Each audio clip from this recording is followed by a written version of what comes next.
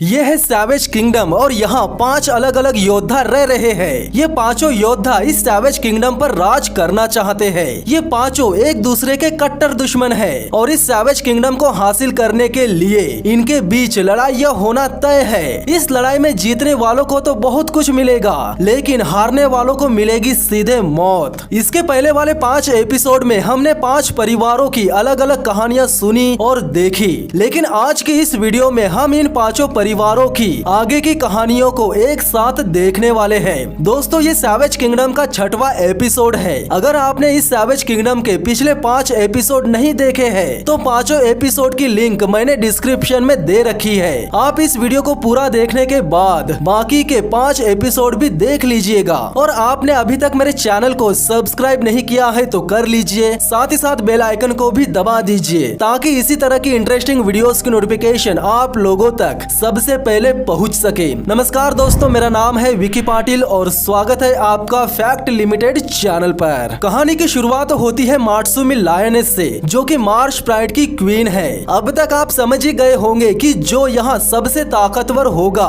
वही इस savage kingdom पर राज करेगा। और इस वक्त इस सैवेज किंगडम पर राज है मात्सुमी यानी मार्श प्राइड का। मात्सुमी इस वक्त अपने परिवार के साथ बफेलो हंटिंग पर निकली है और कुछ ही देर के बाद मार्श प्राइड बड़ी ही बहादुरी के साथ एक बफेलो को मार गिराता है। मात्सुमी के लिए इस वक्त बड़े बड़े शिकार करना बहुत जरूरी है, क्योंकि यही चीज इसे और इसके परिवार को ताकतवर बनाए रखेगा। क्योंकि अगर ये थोड़े से भी कमजोर पड़ जाते हैं तो इनसे इनकी गद्दी छीनने के लिए बहुत से जानवर लाइन में खड़े हैं। अगर लायंस के पास बेहिसाब ताकत है तो हाइनास के पास तेज तर्रार दिमाग। इन हाइनास की क्वीन है जलीका, जो कि इस वक्त थोड़ी कमजोर है। इसके बावजूद भी वो हार मानने वालों में से नहीं है। फिलहाल वो अपनी एक बड़ी सेना बनाना चाहती है, जिसके लिए इसे बहुत सारे शिकार यानी कि खाने की जरूरत है। वैसे मार्श प्राइड से उसका खाना चुराना कोई मामूली काम नहीं है, क्योंकि इसकी क्वीन मात्सुमी अपने किए गए शिकार पर किसी की भी बुरी नजर बर्दाश्त नहीं करेगी। कुछ देर बाद जब जलीका मार्श प्राइड से उसका खाना चुराने की कोशिश करती है तो होता भी कुछ ऐसा ही है, यानी कि मात्सुमी जलीका पर हमला कर देती है। हालांकि इस हमले में जलीका किसी न किसी तरह अपनी जान तो बचा लेती है। इसके बावजूद भी वो पीछे नहीं हटती, बल्कि वो तब तक इंतजार करने लग जाती है जब तक कि मार्श प्राइड उसके खाने के पास से चला नहीं जाता। कुछ देर बाद मार्श प्राइड उसके खाने के पास से चला जाता है और जलीका को उसके इंतजार का फल मिल जाता है, यानी कि जलीका मार्श प्राइड के बचे कुचे खाने पर कब्जा कर लेती है। जलीका धीरे धीरे करके अपने प्लान के तरफ बढ़ते जा रही है और हो सकता है कि बहुत ही जल्द इसके पास अपनी एक ताकतवर सेना भी खड़ी हो जाएगी। द ग्रेट मार्श नाम का इलाका पूरे सैवेज किंगडम का दिल है और जो इस इलाके पर राज करता है, समझो वो पूरे सैवेज किंगडम पर राज करता है। फिलहाल तो मार्श प्राइड अपने दादागिरी के दम पर यहाँ राज कर रहा है, लेकिन यहाँ और एक लायन प्राइड है जो इस किंगडम को अपने कंट्रोल में लेना चाहता है, और वो प्राइड है नॉर्थ की क्वीन सटाओ का। एक समय में सेकेकामा और उसका भाई टॉरनोस भी इस प्राइड का हिस्सा थे, लेकिन फिर आगे चलकर उन्होंने सटाओ का साथ छोड़ दिया। सटाओ का परिवार ताकत के मामले में तो ठीक ठाक है, लेकिन इनमें एक्सपीरियंस की भारी कमी है और इसका असर तब देखने को मिलता है जब सटाओ अपने पूरे परिवार के साथ शिकार करने के लिए जाती है, लेकिन ये सब के सब मिलकर भी एक बफेलो का शिकार नहीं कर पाते। इस प्रयास के तुरंत बाद ही सटाओ का बेटा और एक शिकार करने का प्रयास करता है और यहाँ भी उसे कामयाबी नहीं मिलती। लेकिन कुछ दिनों बाद इस परिवार के साथ इससे भी बुरी घटना घटती है। दरअसल अब सेकेकामा को इस बात का अंदाजा हो गया है कि सटाओ और उसका परिवार दिन पर दिन ताकतवर बनता जा रहा है। सटाओ के परिवार में जो बच्चे हैं वो सेकेकामा के ही है, लेकिन सेकेकामा अपने बच्चों को और सटाओ के परिवार को छोड़ चुका है। इसीलिए सेकेकामा को डर है कि कई उसके बच्चे आगे चलकर उसके लिए खतरा ना बन जाए। इसीलिए सेकेकामा झट से उन्हें खोजकर उनके पास चला जाता है और खुद के ही बच्चों और प्राइड पर हमला कर देता है। सेकेकामा अपने किसी भी बच्चे पर रहम नहीं दिखाता, जिसके चलते सेकेकामा के बच्चे अपने पिता के इस आक्रामक रूप को देखकर इधर उधर भाग जाते हैं। इस भगदड़ में सटाओ अपने 2-3 बच्चों को खो देती है। इसके बावजूद भी सटाओ एक रानी होने के नाते इतनी जल्दी हार नहीं मानती। जाती। इस सैवेज किंगडम में एक तरफ रहते हैं शेरों के जैसे शिकारी जो कि खुलेआम कोहराम मचाते हैं, लेकिन इनसे उलट यहाँ कुछ ऐसे भी जानवर रहते हैं जो कब और कहाँ शिकार कर ले ये किसी को भी पता नहीं चलता।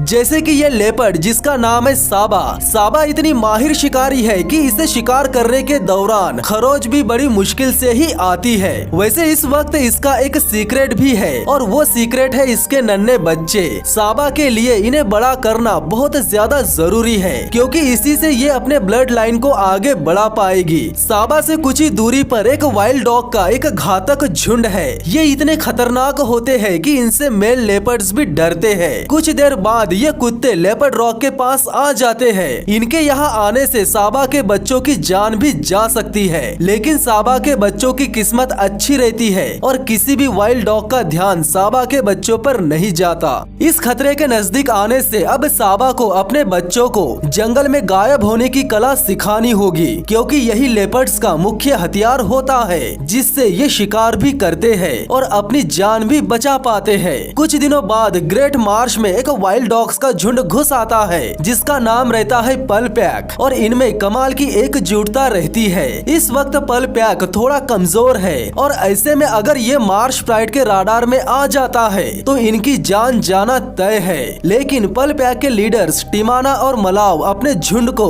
इस तरह के खतरे से बचाने की पूरी कोशिश करेंगे। ये दोनों पल पैक को और ताकतवर बनाना चाहते हैं जिससे ये आगे चलकर इस सैवेज किंगडम में अपनी एक अलग पहचान बना सके। इधर दूसरी तरफ सटाव बहुत ज्यादा कमजोर हो चुकी है। एक समय सटाव का परिवार काफी बड़ा था, लेकिन अब इस परिवार में केवल 3 ही सदस्य बचे हैं। ऐसे में सटाव जैसे पावरफुल बिस्ट को भी पेट भरने के लिए चोरी का सहारा लेना पड़ता है। जलिका को सटाव की हालत का अच्छे से अनुमान हो चुका है जिसके चलते आगे चलकर जलिका इसका फायदा जरूर उठाएगी। इधर दूसरी तरफ साबा की जिंदगी में भी दुखों का पहाड़ टूट पड़ा है क्योंकि साबा का एक बच्चा मारा जा चुका है। अगर आपको सैवेज किंगडम का एपिसोड 1 याद है तो उसमें हमने देखा कि कैसे मात्सुमी ने साबा के सामने उसके बच्चे को मौत के घाट उतार दिया था। इस घटना के बाद साबा अपने बचे हुए बच्चे को छोड़कर कहीं पर भी नहीं जाती, लेकिन कुछ दिनों बाद भूख की वजह से उसे अपने बच्चे को छोड़कर शिकार करने के लिए जाना ही पड़ता है। जिसके बाद साबा एक वाइल्ड कैट का शिकार करके लाती है। इस सैवेज किंगडम का एक सीधा सा नियम है और वो ये है कि यहाँ रहने वाले सभी जानवरों को हर रोज अपनी जान पर खेलकर खाने का इंतजाम करना पड़ता है। कुछ दिनों बाद किंगडम में सूखे का मौसम आ जाता है। ये मौसम अपने साथ बहुत सी मुसीबतों को लेकर आता है, लेकिन शेरों जैसे एनिमल्स के लिए नहीं, क्योंकि शेरों के लिए ये मौसम साल का सबसे अच्छा वक्त होता है। यही पास में एक ऐसी शेरनी रहती है जो एक आंख से देख नहीं सकती, इसके बावजूद भी ये खाने के लिए मार्श प्राइड से भिड़ जाती है। आखिर में जब इस शोरगुल से सेके कामा का माथा ठनकता है तब ये उठकर इस शेरनी का किस्सा खत्म करने आ जाता है, लेकिन इस एक आंख वाली शेरनी की बहादुरी को देखकर सेके कामा उसे जिंदा ही छोड़ देता है। अब जैसे जैसे वक्त बीतता जाता है वैसे वैसे सूखा और भी ज्यादा विकराल रूप धारण करता जाता है, जिसके चलते द ग्रेट मार्श के सभी जानवर नॉर्थ के तरफ जाने लगते हैं। जिसके बाद मात्सुमी के पास उनके पीछे जाने के अलावा और कोई दूसरा ऑप्शन नहीं रहता, लेकिन उनके पीछे पीछे जाने से मात्सुमी किसी न किसी खतरे में भी पड़ सकती है और होता भी कुछ ऐसा ही है।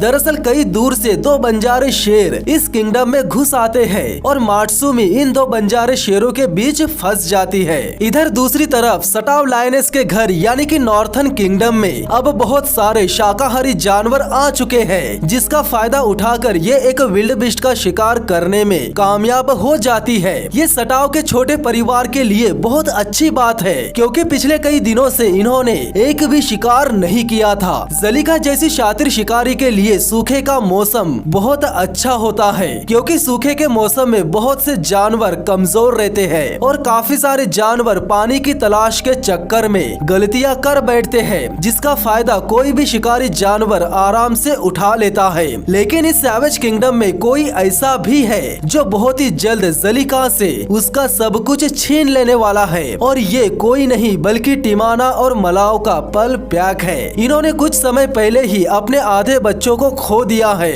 और अब इन्हें अगर अपने बचे हुए बच्चों को बड़ा करना है तो इन्हें उस नदी पर कब्जा करना ही पड़ेगा जहाँ जलीका राज कर रही है। और अगर बात बच्चों पर आ जाए तो वाइल्ड डॉग से ज्यादा पागल और कोई भी नहीं हो सकता। और यहाँ बात बच्चों की ही थी, इसीलिए पल पैक बिना सोचे समझे जलीका और उसके झुंड पर हमला कर देते हैं। जलीका ने कभी सपने में भी नहीं सोचा होगा कि वाइल्ड डॉग्स का हमला इतना ज्यादा भी खतरनाक हो सकता है। और आखिर में जलीका इन कुत्तों के सामने हार मान लेती है। ये जलीका के लिए बहुत बड़ा नुकसान था, क्योंकि इस लड़ाई में इसने एक तो अपना किंगडम खो दिया और लड़ाई में इसकी एक बेटी ने भी अपनी जान गंवा दी। इतना सब कुछ होने के बावजूद भी अगर यहाँ जलीका टूट जाती तो इसका बाकी का परिवार ज्यादा दिनों तक जिंदा नहीं बच पाता। इसीलिए जलीका खुद को संभालती है और आगे क्या करना है इसके बारे में सोचती है। इसी बीच इसकी नजर मार्श प्राइड पर जाती है।